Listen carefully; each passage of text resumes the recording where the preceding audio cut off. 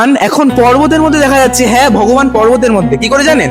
কারণ তিরুমালা পর্বত, যেটা কর্ণাটকে অবস্থিত, তিরুপতি মন্দিরের একদম পাশে অবস্থিত, সেখানে কি একদম ভগবানের মতো, দেখুন দেখুন ভগবানের নাক, মুখ, চোখ একদম দেখুন পুরো পর্বতের মধ্যে থেকে প্রকাশ পাচ্ছে। কি করে জানেন?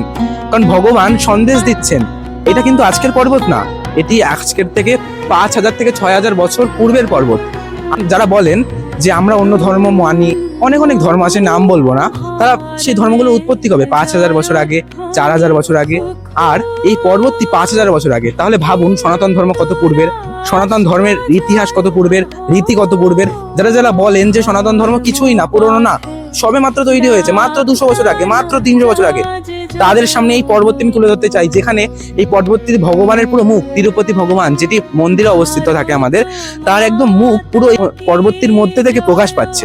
আর তাহলে ভাবুন আমাদের আরো আরো ইতিহাস, কত কত ইতিহাস আছে সনাতন ধর্মের, যেগুলো এই পর্বতের ন্যায় অনেক অনেক কিছুর মতো প্রকাশ পায় আমাদের মাঝে।